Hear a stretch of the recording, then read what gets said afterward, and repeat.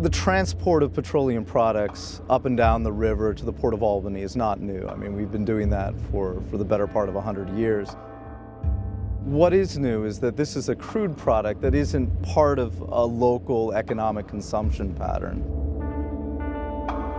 This is Bakken crude that is coming from South Dakota, North Dakota, and is coming by rail. Virtual pipelines on rail. And it's expected now that maybe 25% of the Bakken shale coming from the Midwest will come through the Port of Albany and down the Hudson River.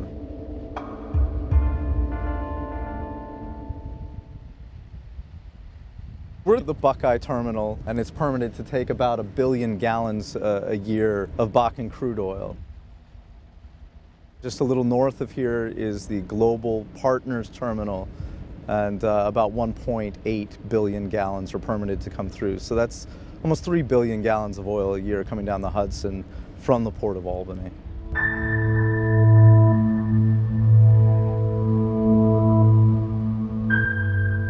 Bakken crude is different from other crude oil. It has a very high benzene content and a very high methane content. And it has a flash point less than 74 degrees. It's shipped in these containers called DOT 111s. It is a containment unit meant for liquids, not necessarily hazardous materials. The Transportation Safety Board has said 85% of these cars should not be handling this sort of petroleum. 120 cars on some of these trains, 30,000 gallons of fuel per car, very volatile fuel. When it comes down to it, each of these train cars is like a rolling bomb.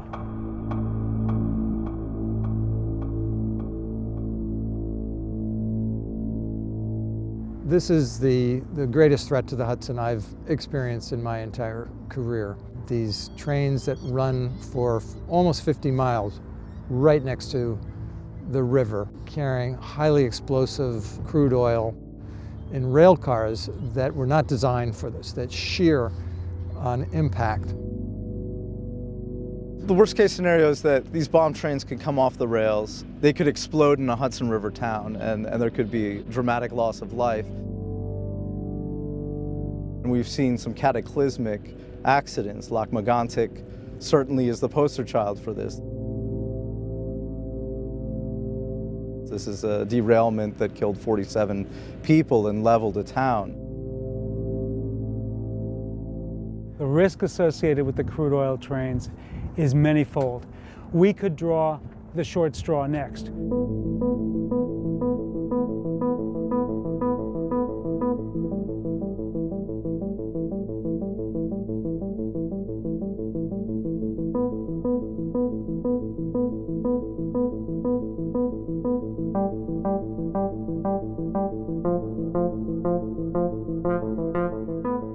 When you're talking about the city of Albany, where you've got 100,000 people living, something like Lac-Mégantic happened here. I mean, we've got the state capitol, we've got major hospitals and government buildings very close to these railroad tracks. It could be quite significant.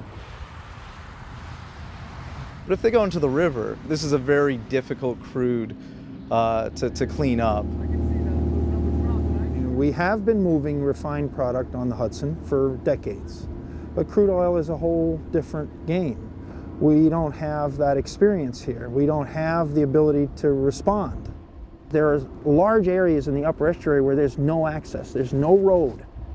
And remember that booms only work in less than 1 knot of current, and the typical ebb and flood here is over a knot. So you're going to deflect, hopefully, oil from entering sensitive marshland. You're going to deflect oil from coating the waterfront of a community. But capture isn't part of it. The very first ship that accepted Bakken crude wrecked about 11 miles south of here, and fortunately it didn't breach the inner hull, and it could have been a huge disaster. It was carrying more oil than the Exxon Valdez. We could have an Exxon Valdez scale incident on the Hudson.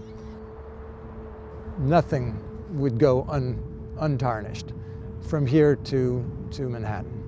When the Exxon Valdez spill happened, it happened on a virtually pristine coast at full productivity. An oil spill here is on a river that has been pushed down and held down and degraded for centuries. We have the largest Superfund site in the nation because of General Electric's PCBs, and now we're talking about moving crude oil on this river. Where there is barge transport, there are accidents. Where there are trains, there are accidents. Where there are pipelines, there are accidents. And what we're saying is you just can't have that happen here.